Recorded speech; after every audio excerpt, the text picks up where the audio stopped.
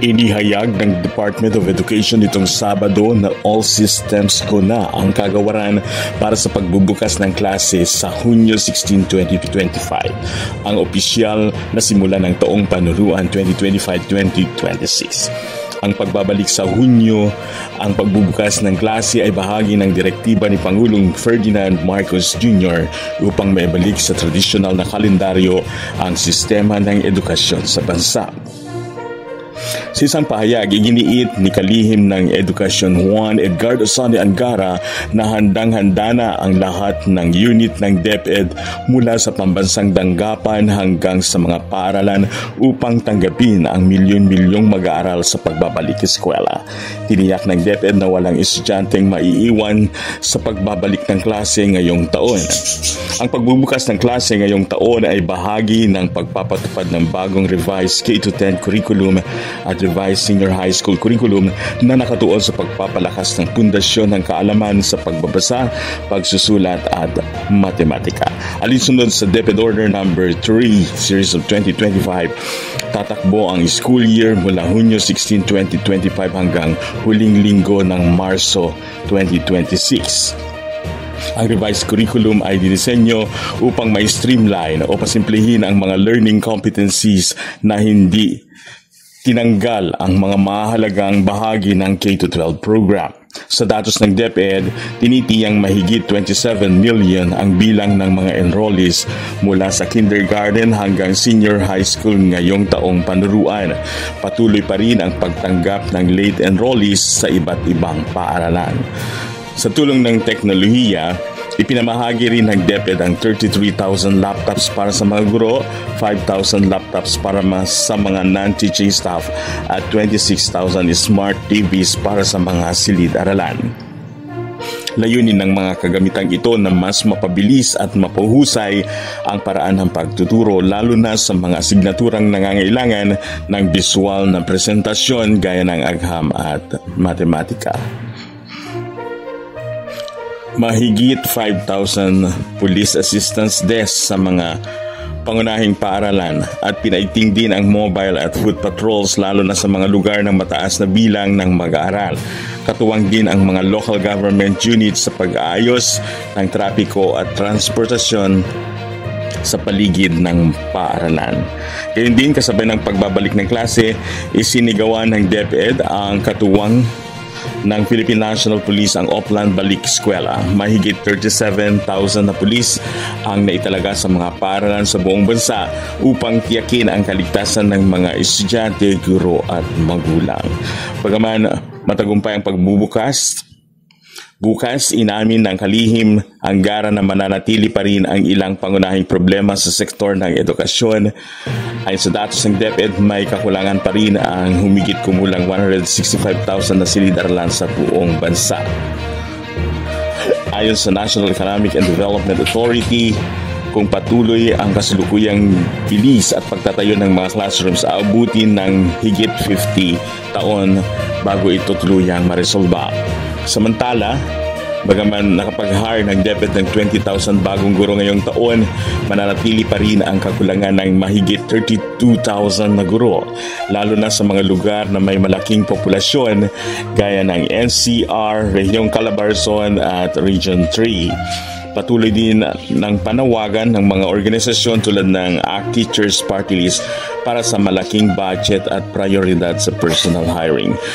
Ngayong taon, nilinaw ng DepEd ang polisiya sa paggamit ng cellphone sa silid-aralan.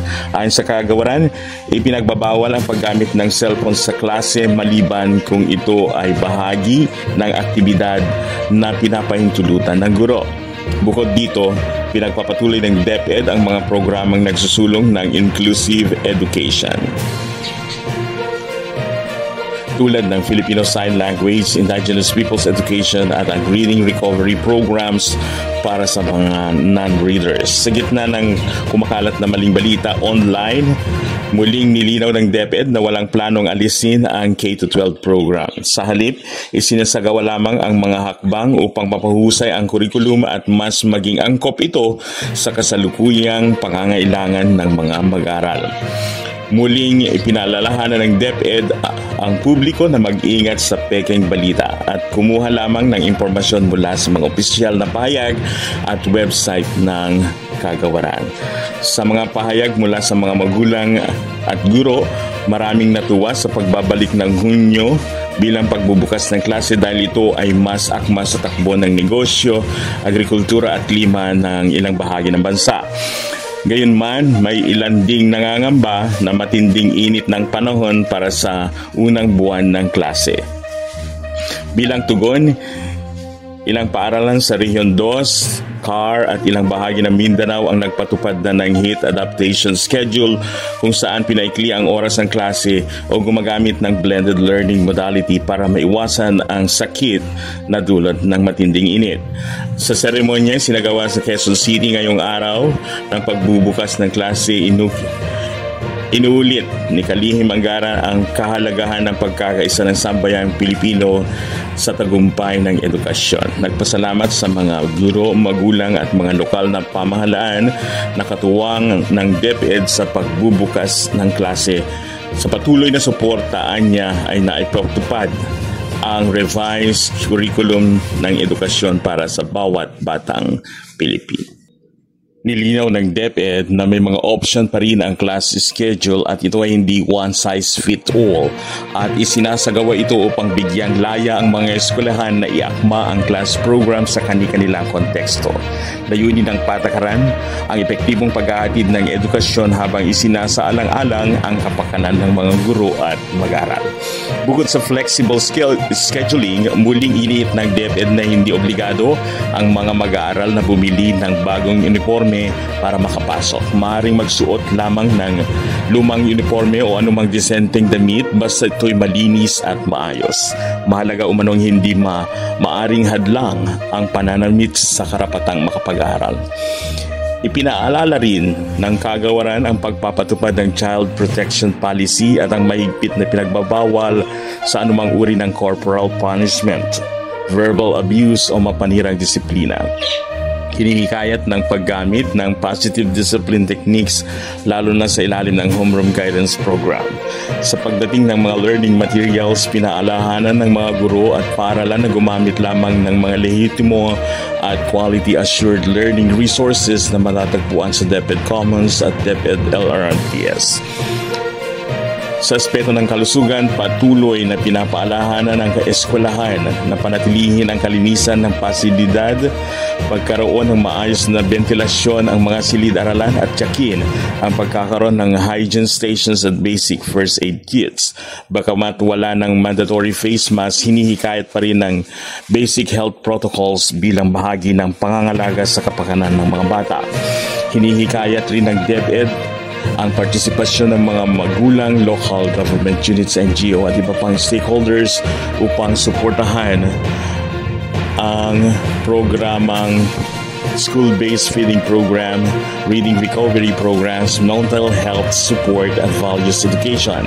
Ayon sa Kalihim, ito ang tunay na sukatan ng edukasyon at hindi lang kung anong klase o ano natutuhan ng bawat batang Pilipino na ligtas, maayos at makataong kapaligiran. Sa pagbubukas ng taong panuruan, muling ipinapakita ng DepEd ang pangako nitong maghatid ng dekalidad na edukasyon para sa lahat.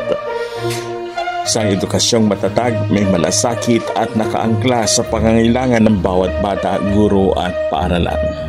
Sa tulong ng tamang gabay at sama-samang pagkilos sa buong komunidad, muling iginiit ng kagawaran na walang batang maiiwan sa pagbabalik eskwela.